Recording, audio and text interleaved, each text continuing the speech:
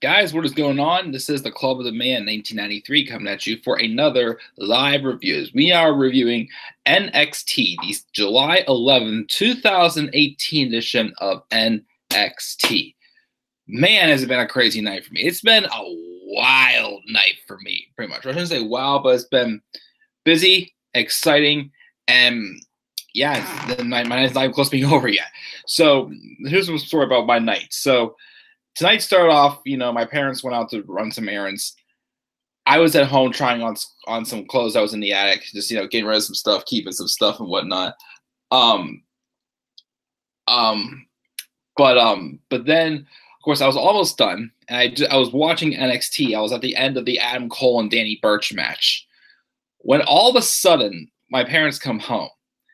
And someone came up the stairs, and I looked around. There was a doll just sitting there, and sure enough, it was my sister coming home to surprise me. She surprised all of us because I had some family in on it helping her surprise us. She was supposed to come home Saturday, but she came home tonight. But it was a huge surprise, so I had to delay myself watching NXT. We ran out and grabbed some dessert and some food or whatnot with my family, and because my sister came. But yeah, wild night, and I come home, finish this episode of NXT. It was a fun episode, I gotta say. I was debating back and forth of what grade to give, but I'm going with grade I get. I'm going to give this show a solid A. I'm already to give my grade to give. I think this is an A show. I mean, yeah, it did its job. I felt in the show, establishing, furthering storylines and whatnot, and establishing other superstars as well.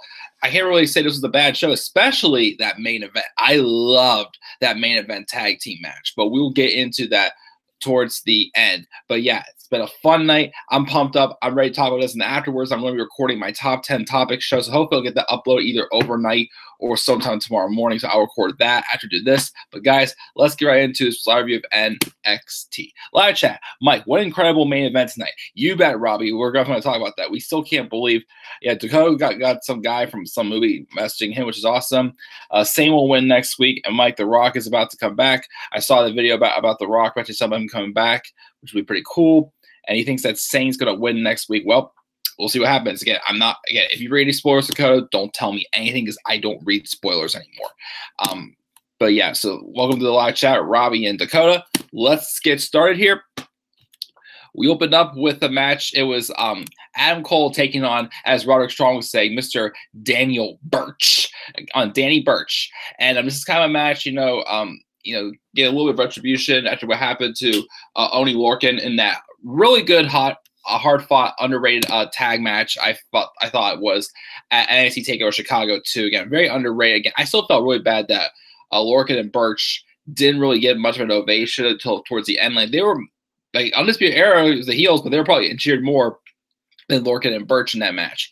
The match I thought between Adam Cole and not only Lorcan and Danny Burch, I thought the match they had to kick off the show was a pretty strong match. I thought it was a lot of fun. Again, giving Danny Burch some more time to show him the physicality he has in him, and of course also we got Adam Cole. Just continuing. I'll hit you again. Like Adam Cole, I'm starting to compare him a little bit more to Chris Jericho because I do enjoy Chris Jericho's a heel, and you hear what he's saying in the ring, such as "Hit me in the head, punk! Hit me in the head! Your father's a drunk, punk!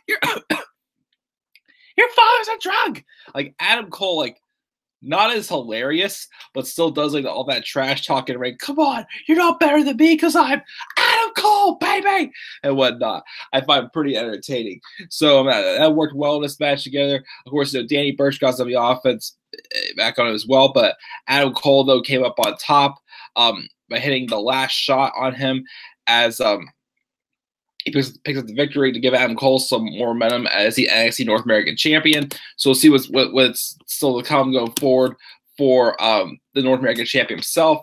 We had Candice LeRae being interviewed outside earlier, and she notices Shayna Baszler is chilling by a production truck. She confronts her about what she said last week, and Baszler tells her to stick to being the cute little sidekick to Johnny Gargano, pretty much. And Candice slaps her, and they start the brawl. So yeah, of course, continue to heat up that tension. Everyone in the women's division is wanting to get a piece of Shayna Baszler because she's asking for it pretty much.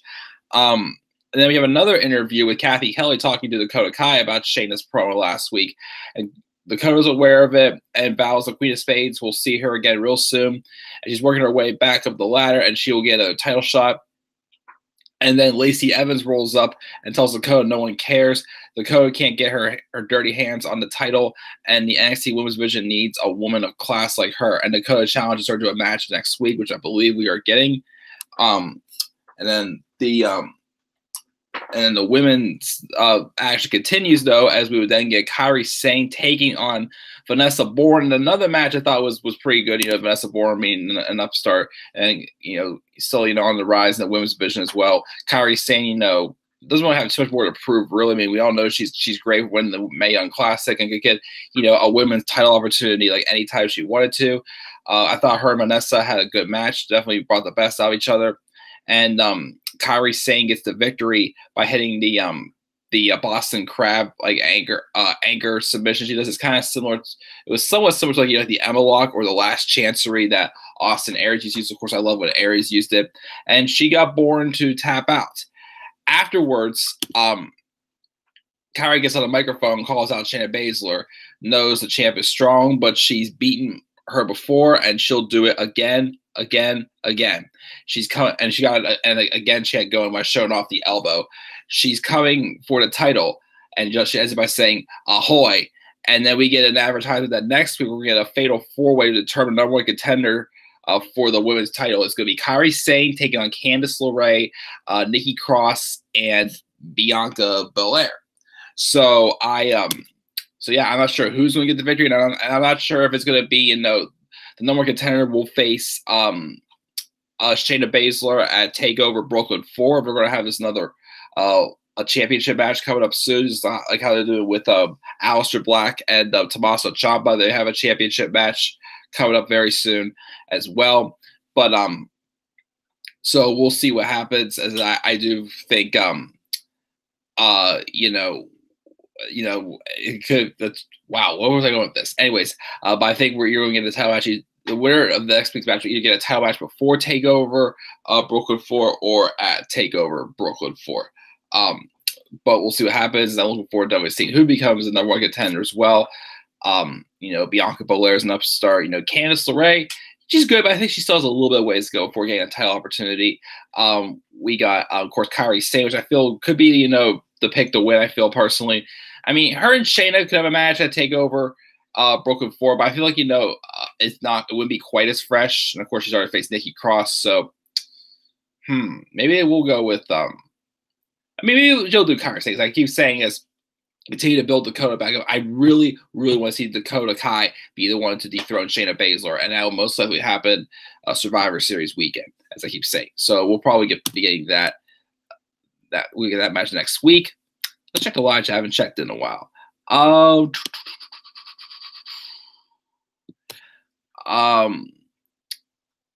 When will he exactly? I'm not sure when The Rock will be coming back. I don't read spoilers. I just read the rumors, but I don't like spoilers, just rumors. Yes, same. Chicago is undisputed era town. Yes, it is. Do you think Vince is dreaming about Roman right now? Of course he is. When isn't he?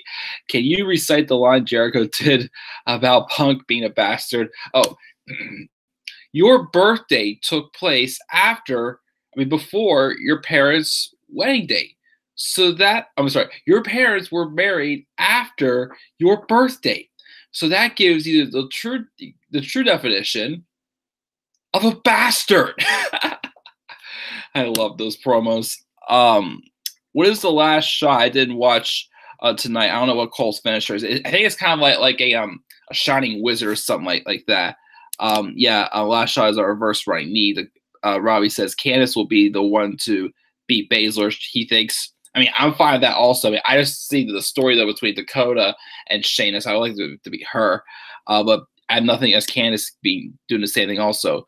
Right into the back of the head. Either Kyrie or Candice will dethrone Shayna, though Dakota Kai will be perfect for that Bayley moment at TakeOver Brooklyn 4. She would, definitely. Dakota thinks it's a stupid finisher. Sane sounds like Asuka. She does. I want to see a match someday between Kyra Sane and Asuka. I think they could put on a really good match. Of course, if they would have built up, Kyra Sane to be undefeated like Asuka was, when they come to when Kyra gets to the main roster, it's like, well, you left this, you got out of NXT undefeated as soon as I came here, so I could prove it. I could have been the one to beat you once and for all, or whatnot. Of course, the main roster is not doing a good job booking Asuka now, so we'll see. Do you agree that Mel will retain and drop the belt to Becky at SummerSlam? Also, mysterious rumors return at the SmackDown in Brooklyn after SummerSlam. That would be awesome. They may do that with Becky. Again, I feel it would make sense with the history that Becky has with Carmella and Ellsworth. He's not too sold on Bianca Belair. I mean, that's fine. I think she's pretty good, but that's fine. Also, when is Black and Champa? Is it next week or the week after? The week after. Probably beat me to that. Do you think Black retains or no? I think he does. Do you agree that Lashley is the most legit and believable guy to also dethrone Lesnar in realness? He could be. Asuka may leave because she is pouting because she isn't champion. She needs to grow up. She was undefeated for so long. Yeah, I mean, again, like Asuka really has not been booked well at all since she suffered that loss, which again, I was fine with her losing, but they just thrust her back into the championship picture. It's like, well, why are you not trying to build something off of her, having a loss now under her belt or whatnot? I don't know, but we'll see what happens. Robbie says, I think we'll get a triple threat NXT championship match between Black, Gargano, and Ciampa, where Gargano wins the title, and then they have the third final match for the title. They could do that. I feel like that could be the best route to go for it because, yes, although, I have, enjoyed Gargano and Ciampa's feud, I feel it wouldn't be fair for like a third pay-per-view in a row to not have the NXT championship match not main event the pay-per-view. So they could go with a triple threat, but I think the last one-on-one match between Gargano and Ciampa, again, it's either going to be, again, as other people have mentioned these ideas before, but I can disagree with other people too. Hell in a Cell or I Quit. But that triple threat match, based off the promo we got tonight, I can see the triple threat happening. So we'll see what happens. And imagine in Brooklyn they do the triple threat and Ciampa robs Gargano win the title. Would make sense, honestly. I think that would work very well. Once again, hashtag please sign Robbie. I can get that plug-in for you at the end of this video, by the way. But speaking of which, we got an interview with Aleister Black backstage about his title shot. But as he's answering their questions, Johnny Gargano approaches him. He says Tommaso Ciampa cannot become NXT champion. And Black tells me he knows this is personal, but Johnny needs to let him deal with this while he focuses on his own. And Gargano says he knows exactly what he's doing. And then as Aleister's going down the hallway, which it's weird because he just went down the hallway. I'm surprised Gargano didn't jump in on this also. But Ciampa attacks Aleister Black like a little bit further down the hallway. He flips him onto a paddled trainer's table and drops him to the floor with a draping DDT. And then Ciampa waves to the champ as the medics check on him as well. This is fun, but good. A good brawl. But I was scared since Johnny was like, just like right around the corner. I'm surprised that, he didn't come and go after Ciampa, kind of shocker, but we'll see what happens. But yeah, so we have that. But now it's time for this main event. Undisputed Era, Roderick Strong and Kyle O'Reilly taking on Mustache Mountain, Trent Seven, and Tyler Bate for the NXT Tag Team Championships. These guys continue to work well. So great together. I still like, personally, I think the 6-man tag match they had in London was my favorite still. This match was a close second. The story being told in here also was phenomenal. With Trent Seven injuring his knee, and of course, as things are really picking up in the match, it felt like this match got into a higher gear, even earlier, and it just stayed there for a while. You did not know when this match was going to end, but I was invested and I loved it. Again, the story here: Trent Seven, hurting his knee during the match, and Tyler Bates just trying to fight it all off and do the battles for him and whatnot because he doesn't think that Trent may not be able to make it back in. But he's working off. He's firing all of his best shots at O'Reilly and Strong. And, he still was not quite able to get it down. But then Trent Seven is insisting on getting right back into the match. He does, and he shows a lot of heart just trying to fight off of the bad knee and get the victory. But then it didn't work out because towards the end of the match, O'Reilly kept putting Trent Seven into a knee lock or something like that to put pressure on the bad leg of Trent Seven. And you could tell that Trent was in pain. He was fighting through it. It reminded me, this finish of this match reminded me a lot. I'm going to go with this far compares to. It reminded me a lot of one of my favorite matches of all time that I've gone back and see, and that is Kurt Angle and Shawn Michaels WrestleMania 21. This finish reminded me of that because Trent Seven showed so much heart that he did not want to give up his tag titles, despite the fact he was in a lot of pain in that submission, and his knee was really bothering him. And then, of course, Tyler Bates on there, it looked like how many times Trent was going to be able to get to him, the tag in bait. It was not working out. And even though Tyler did not want to give up the NXT tag titles, he cared about the well-being of his trainer and good and close friend, Trent Seven. He grabbed the towel, looked like he was teasing, throwing it in, and a few times again, it was like Trent was going to be able to get to him and whatnot. You just didn't know Tyler was going to pull the trigger or not. And then he ended up pulling in the end, and he threw in the towel to save, Trent Seven's career from ending. But because of that, though, it caused the Undisputed Era to win the NXT tag titles back by submission. They're now 2-time NXT tag team champions. I mean, I'm really interested, as I'm pretty sure these teams are going to have one more match, maybe a tornado tag match or something like that at TakeOver Brooklyn 4 or some other type of stipulation. But, of course, I also wonder, they're going to try to start brewing up any, tension between Mustache Mountain as well. Will Trent Seven be okay with, what Tyler Bate did, or will he be upset with them, and it could lead to eventual breakup with Mustache Mountain? I'm very interested to see where this goes in this main event, as Robbie said at the beginning of this video, was awesome. I loved it. And it's why it was that and everything else being, strong, led me giving this episode of NXT an A, a solid A. Live chat really quick. Talk to me. Let's see here. What do we got here? Champa once again being that thorn in Gargano's side. Yeah, that would make sense. I think Champa should go to the main roster first so he can beat a lot of people and say the main roster is a joke. Then Gargano debuts and attacks him. Yes, that would be great booking, as Robbie said. They won't do it, though. I definitely think – I mean, I agree. It probably wouldn't before, but it's still an awesome idea.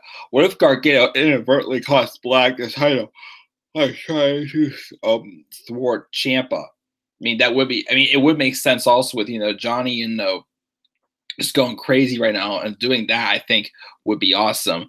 Then Brooklyn do either the triple threat or Gargano and Ciampa three stages of hell. What would the 3 stages that be? Actually, this 3 stages of hell should be the final chapter. I think the loser leaves NXT stipulation should be thrown in. I do agree, as if once this feud ends, Howdy's still gonna be able to stay on the same brand. But yes, I think 3 stages of hell would work awesome for Gargano and Ciampa. Triple H is good at booking. Just retire Vince. He won't, though. WWE is gonna push the revival finally. I hope they do. The Ascension is underrated, definitely, but they're jokes now. Johnny Psycho instead of Johnny Wrestling. I agree. Vince has not been good since 2010. I can't remember the last time Vince actually was pretty good to begin with. But yeah, guys, Dakota, Robbie, thanks for joining me in the live chat for this live review. Again, I give this episode of NXT an A. I'm sorry I'm cutting out a little early, but I want to get the other video recorded. That way I can upload it overnight while I'm sleeping. Yeah, I give this episode of NXT an A. And as always, just give Robbie a shout out real quickly because he deserves it. But Robbie Kenobi is always my good friend here on YouTube. He makes a lot of, fantasy booking videos that I think are genius ideas. He is a freaking genius, guys. That's why we all like him. And, if you want guys like, Road Dogg, Michael Hayes, Kevin Dunn, freaking Dunn, all those terrible production staff and all those terrible writers as well. If you want them out there, you want a good replacement, look no further than my good friend Robbie Kenobi. Again, check out his channel. I'm sure when he gets time, he'll be doing some more fantasy booking videos. So check out his channel as well. Hashtag please sign Robbie. Get that trending on Twitter right now. That way we can get Robbie into writing for the WWE. Tag Triple H, tag the WWE, tag Vince McMahon. Make this man known. So hashtag, guys, please sign Robbie. And of course, Dakota as well, if you want to get that as well, because Dakota's come up with some good ideas as well. But guys, again, thank you again. It's what great review of NXT this week. Again, I gave it a solid A. Leave your thoughts down in the comment section below. And as always, sure to click my like and subscribe to content on this channel. Follow me on Twitter at DemandAirborne93. And guys, I will see you all in my next video, whenever that will be. So until then, guys, I'm checking out. Peace out and have a good night. See you all later.